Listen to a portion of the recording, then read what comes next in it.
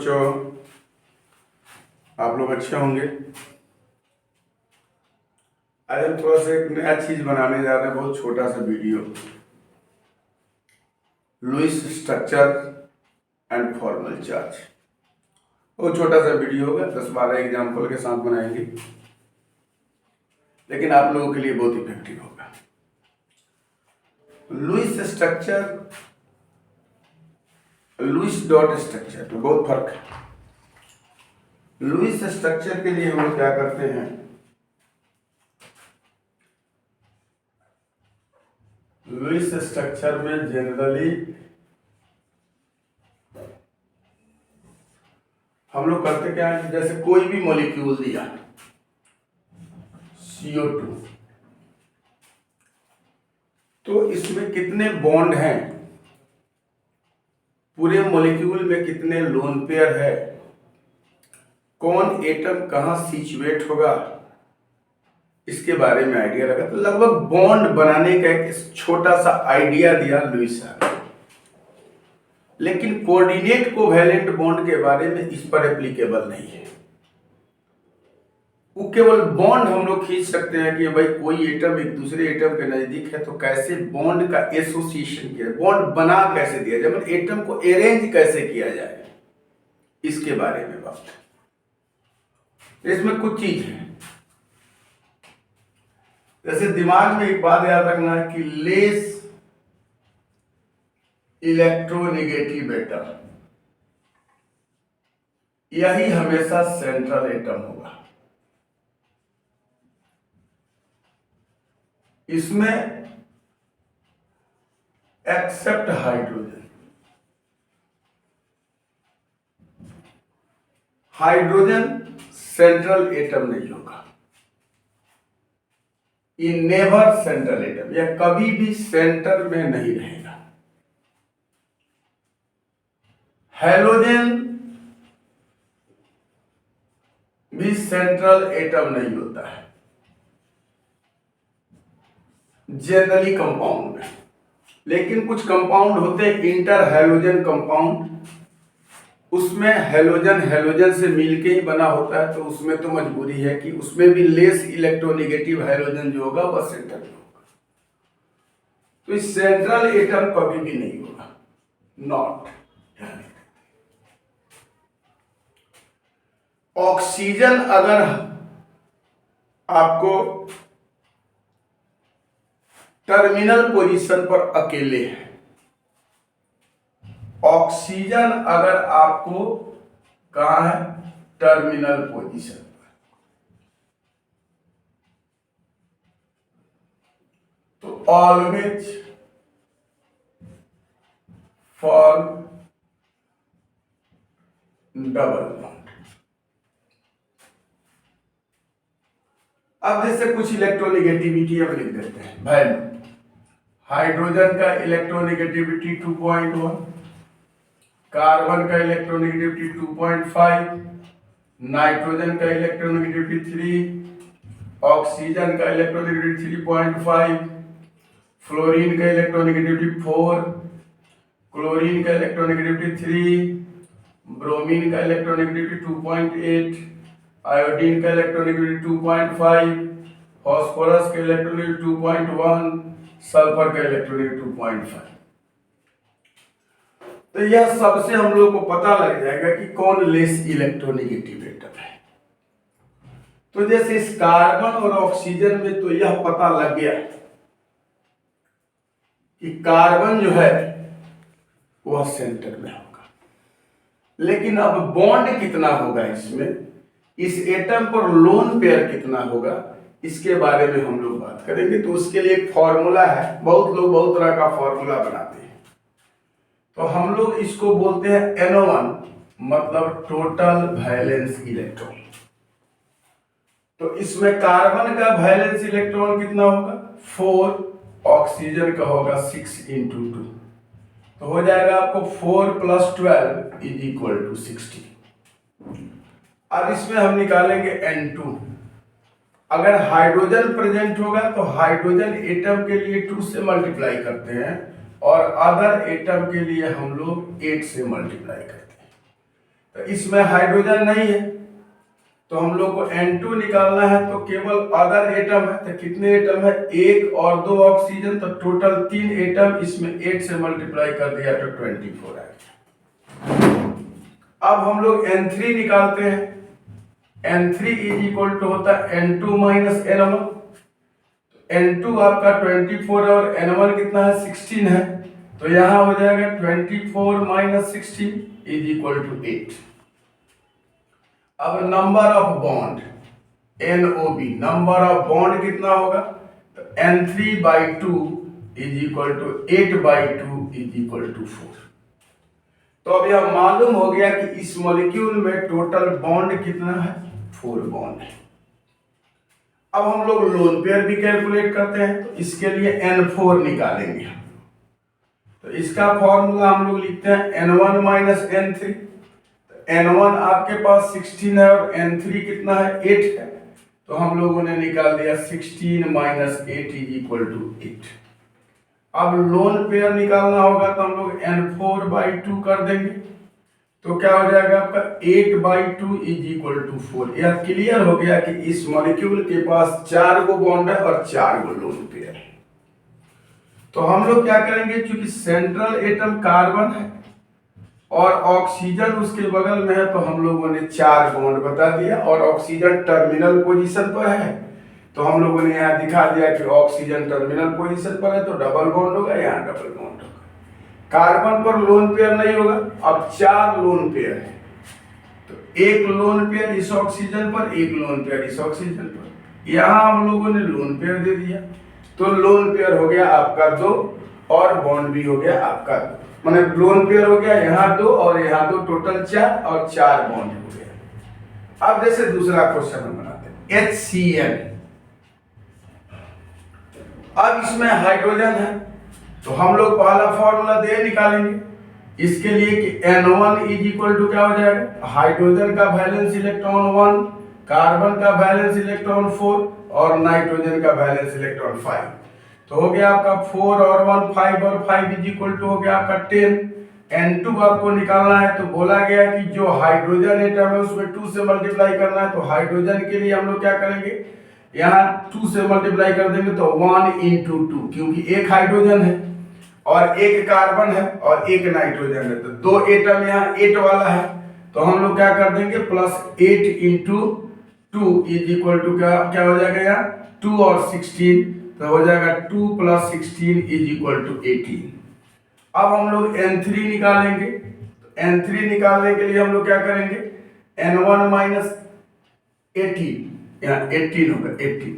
N2 minus N1 निकालेंगे। N2 कितना है हम लोग का 18 और यह है 10 इज इक्वल टू 8। अब हम लोग को नंबर ऑफ बॉन्ड निकालना है, तो फॉर्मूला क्या है आपका N3/2। तो नंबर ऑफ बॉन्ड आप निकालोगे तो क्या बोलोगे, N3/2, तो क्या है आपका 8/2 इज इक्वल टू 4। यह क्लियर हो गया कि इस मॉलिक्यूल के पास भी 4 गो बॉन्ड है। अब उसके बाद हम लोग N4 निकालेंगे। N4 आपका फॉर्मूला क्या है भाई, N1 minus N3। N1 minus N3, N1 कितना आया है आपका 10, तो आपने लिख दिया 10। यहाँ कितना आया आपका N3, तो आया है 8, तो 10 minus 8 is equal to 2। Lone pair आपने निकाल दिया N4/2, तो यह हो गया 2/2 इज इक्वल टू 1। मतलब इस मॉलिक्यूल के पास एक लोन पेयर है। अब हम लोग बॉन्ड सजाएंगे यहाँ, तो यहाँ HCl में H तो सेंटर में कभी नहीं होगा। नाइट्रोजन का इलेक्ट्रोनेगेटिविटी कार्बन की इलेक्ट्रोनेगेटिविटी ज्यादा है, तो सेंटर में रख देंगे हम लोग कार्बन, और एक साइड में आप हाइड्रोजन रख दोगे, एक साइड में नाइट्रोजन रख दोगे। नाइट्रोजन को ट्रिपल बॉन्ड चाहिए, तो यहाँ आप बॉन्ड बना दोगे 1 2 3 और यहाँ बॉन्ड बना दोगे सिंगल। टोटल बॉन्ड कितना होगा 1 2 3 4। अब यहाँ लोन पेयर आप एक नाइट्रोजन पर रख दोगे, क्योंकि आपका एक नाइट्रोजन पे है। दूसरा क्वेश्चन हम बनाते हैं। जैसे यहाँ आया CO3 2-। अब इसका हम लोग निकालेंगे, बॉन्ड निकालेंगे, लोन पेयर निकालेंगे। इसमें N1 निकालिएगा, तो कार्बन का क्या लिखिएगा 4, ऑक्सीजन का लिखिएगा 6, इसमें लिखिएगा 3 और इसमें निगेटिव चार्ज भी 2 है, तो यह वैलेंस इलेक्ट्रॉन में आपको ऐड करना पड़ेगा, क्योंकि निगेटिव चार्ज होगा तो जितना भी निगेटिव चार्ज होगा उसको ऐड करते हैं और पॉजिटिव चार्ज होगा उसको हम लोग घटा देंगे। तो यहाँ कितना हो जाएगा आपका 4 + 6 × 3 18 + 2 आपका हो गया 18 और 2 कितना हो गया 20 24 हो गया यहाँ आपका। अब N2 निकालिएगा। इसमें हाइड्रोजन तो आपके पास नहीं है, टोटल एटम कितना, 1 कार्बन और 3 ऑक्सीजन, 4 हो गया, तो ऑक्टेट वाला है, तो आपको क्या करना पड़ेगा 4 × 8 = हो जाएगा 32। आप N3 निकालिएगा। N3 निकालने के बाद क्या फॉर्मूला होगा N2 - N1, तो आपने निकाला 32 - 24 = 8, तो आप निकालिएगा नंबर ऑफ बॉन्ड, तो आपको मालूम है कि N3/2 कीजिएगा 8/2 हो जाएगा, तो आपके पास बचेगा 4। इसका मतलब है कि इस मॉलिक्यूल में भी 4 गो बॉन्ड होगा। अब हम लोग निकालेंगे N4, तो N4 का फॉर्मूला क्या है आपका N1 - N3। N1 कितना है आपके पास 24, N3 कितना है आपके पास 8, तो आप क्या कीजिएगा 24 - 8, तो कितना हो जाएगा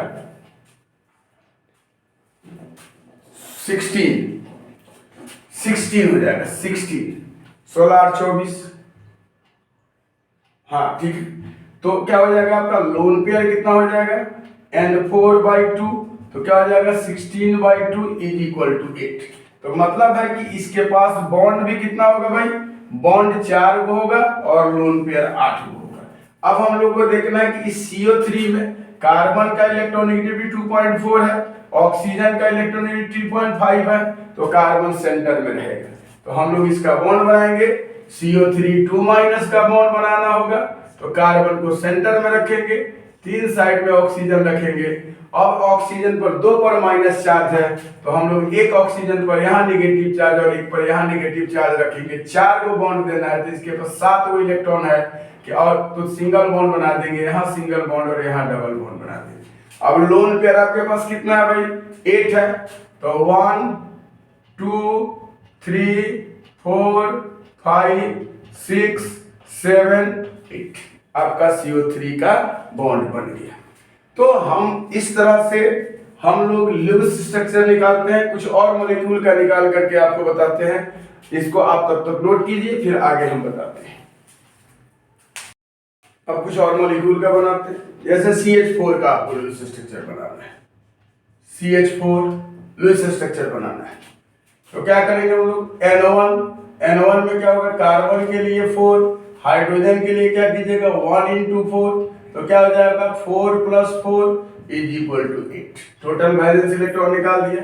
इसमें अब हाइड्रोजन है, तो N2 क्या करेंगे, हाइड्रोजन कितना है तो 4, उसमें 2 से मल्टीप्लाई कीजिएगा, कार्बन 1 है 8 इलेक्ट्रॉन वाला, तो यहाँ क्या कीजिएगा +8, तो यहाँ क्या हो जाएगा आपका 8 + 8 हो गया 16।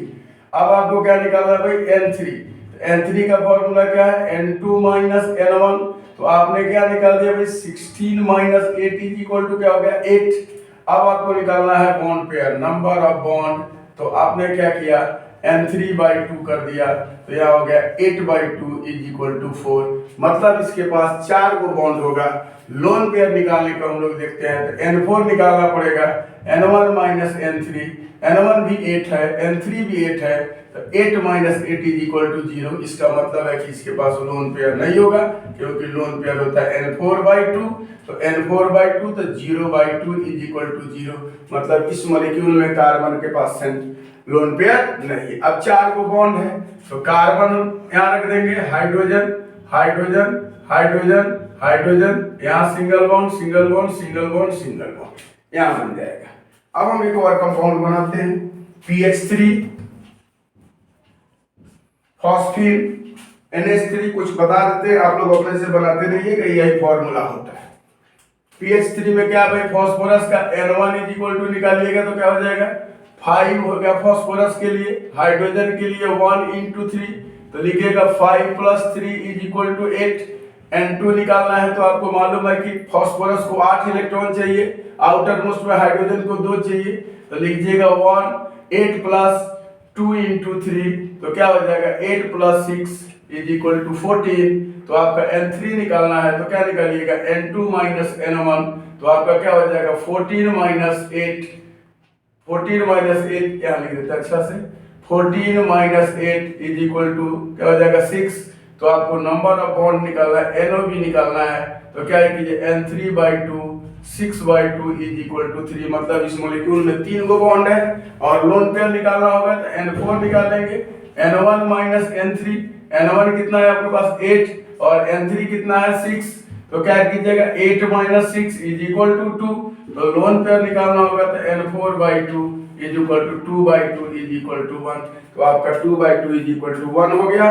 तो यहाँ क्या हो जाएगा आपका, एक लोन पेयर हो जाएगा और दो क्या हो जाएगा, 3 बॉन्ड पेयर हो जाएगा। या बॉन्ड पेयर हो गया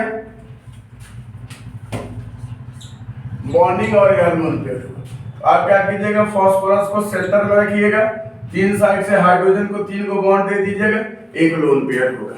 इसी तरह आपका बन जाएगा PH3 के जैसा बन जाएगा, आपका NH3 बन जाएगा, PCl3 बन जाएगा, आपका PF3 बन जाएगा, उसके बाद PBr3 बन जाएगा। आप बना सकते हो NO3 माइनस बनाना, CO3 2 माइनस हमने बना दिया।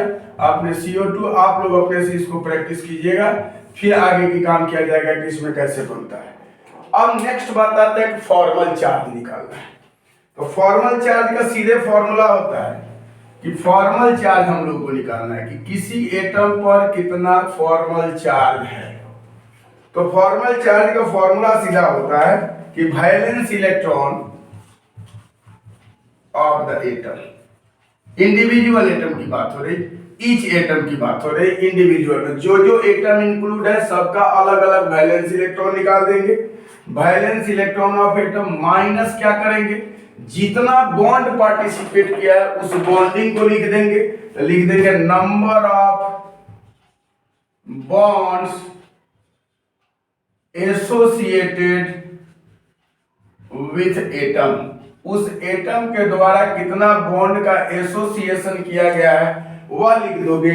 आज जितना उसमें इलेक्ट्रॉन पार्टिसिपेट नहीं किया है उसका लोन पेयर माइनस कर दोगे, आपका फॉर्मल चार्ज बन जाएगा। और माइनस क्या कर दोगे कि number of unshared electron by it. यही फॉर्मूला है कि जितना किसी एटम का वैलेंस इलेक्ट्रॉन, एक एटम का वह कितना बॉन्ड से जुड़ा हुआ है और उस एटम के पास कितना अनपेयर्ड इलेक्ट्रॉन है, मतलब टोटल इलेक्ट्रॉन उसके पास कितना बचा हुआ है, इसको हम लोग निकाल देंगे तो यह फॉर्मल चार्ज हो जाएगा। जैसे हम अब बता रहे हैं आपको, नाइट्रेट यहाँ क्वेश्चन दिया है NO3 माइनस। अब आप पहले लेविस स्ट्रक्चर निकाल लो। तो NO1 इज इक्वल टू क्या होगा, नाइट्रोजन का 5, ऑक्सीजन का 6 × 3। तो आपका क्या हो जाएगा भाई 5 प्लस 18 अब प्लस माइनस, यहाँ एक माइनस चार्ज है तो इसको हम लोगों ने जोड़ दिया, +1 यहाँ लिख देते हैं। तो क्या हो जाएगा आपका 23 और 1 24, 24 हो गया। N2 आपको निकालना है, इसमें तो हाइड्रोजन नहीं है आपके पास, तो हाइड्रोजन की जरूरत नहीं है। तो आप क्या करोगे, क्या लिख दोगे 8 इंटू कितना एटम है, 3 ऑक्सीजन और 1 नाइट्रोजन 4, यहाँ हो जाएगा 32। आप क्या निकालोगे भाई N3 निकालोगे। तो N3 निकालने के लिए क्या करोगे, N2 माइनस N1 करोगे, 32 माइनस 24 इज इक्वल टू क्या हो जाएगा आपका 8। अब आप निकालोगे नंबर ऑफ बॉन्ड, तो बोलोगे N3/2 is equal to 8/3 is equal to 4। यहाँ बॉन्ड आपका आ गया कौन सी 4।